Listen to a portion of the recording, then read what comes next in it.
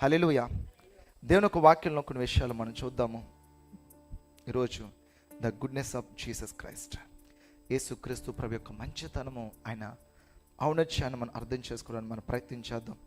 కీర్తనలు 145వ దావీదు కీర్తన 145 Psalms from 5th to 7, 5 నుంచి 7 వచనాలు మనం చదువుకుందాం. 145వ దావీదు కీర్తన 5 నుంచి 7 వచనాలు మనం చదువుకుందాం. మహోన్నతమైన నీ ప్రభావ మహిమను, నీ ఆశ్చర్య కార్యములను నేను ధ్యానించెదను. నీ భీకర కార్యముల విక్రమమును మనుషులు వివరించెదరు. నేను నీ మహత్వమును వర్ణించెదను. నీ మహాదయాలత్వమును గూర్చిన కీర్తిని వారు ప్రకటించెదరు. నీ నీతిని గూర్చి వారు గానము చేసెదరు. రైట్, ఏం చెప్తున్నారు ఇక్కడ? ఈ కీర్తన మీరు పైన చదివితే స్తుతి కీర్తన. చాప్టర్ పైన చదువు, అక్కడ మీకు ఒక లైన్ రాస్తారు కదా, రాశారు కదా. ఇదే కీర్తన, ఇది స్తుతి కీర్తన, ప్రైజ్ సాంగ్. సో ఆ కీర్తన, ఆ సామ్స్ స్తుతి. అయితే ఇక్కడ ప్రభు చెప్తున్న మాట, దావీదు తన అనుభవంలోంచి ప్రభుని చూస్తున్నాడు. ఈ గుడ్నెస్ ఆఫ్ జీసస్ క్రైస్ట్, యేసు ప్రభు యొక్క మంచితనము అని నేను వెతుకుతుంటే ఇంకా లెక్కలేనన్ని వచనాలు కీర్తనలోంచే. మిగతా వాళ్ళు భక్తులు కాదని నాకు అనిపించింది. అంటే కాదా అని కాదు, కానీ కీర్తనకారుడు దావీదు ప్రభు యొక్క ఔన్నత్యాన్ని ఎంతగా అర్థం చేసుకున్నాడో. అందుకే దావీదుకు ఒక టైటిల్ ఉంటుంది, ఏంటది? ఆమేన్, హల్లెలూయా. దావీదు హృదయానుసారుడు, దేవుని హృదయానుసారుడు దావీదు. ఆయన హృదయం ఎలాగా పరితపిస్తుందో, ఎలా ఆశపడుతుందో, ఎలా కోరుకుంటుందో, ఎలా చేయమంటుందో ఆ హృదయాన్ని వెంబడించేవాడు. అఫ్కోర్స్ తన జీవితంలో ఒక మిస్టేక్ జరిగింది. సాధారణంగా మనుషులుగా వెళ్తూ ఉంటూ అక్కడ మిస్టేక్స్ జరుగుతాయి, నో ప్రాబ్లం. అగైన్ మన జర్నీ స్టార్ట్ చేయాలి. మన ఫ్లెష్లో మనం ఉన్నాం, ఈ బయట పడుతూ ఉంటాయి. అగైన్ మన జర్నీ మనం స్టార్ట్ చేయాలి. అగైన్ మన విశ్వాస ప్రయాణము కొనసాగించాలి. ప్రభువును మనం చేరుకోవాలి.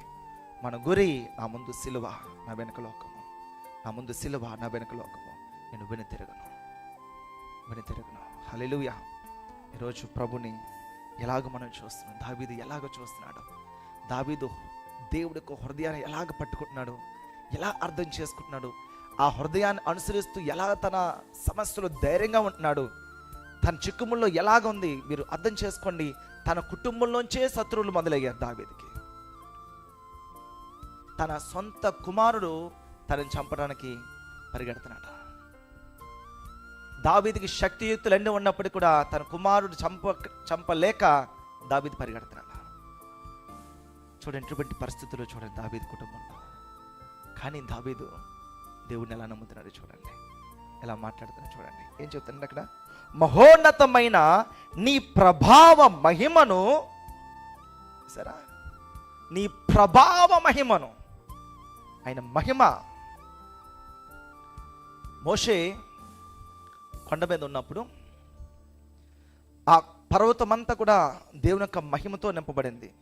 మీకు అర్థం అవ్వాలంటే వెలుగు, ఒక మేఘం అనుకోండి, వెలుగు అనుకోండి.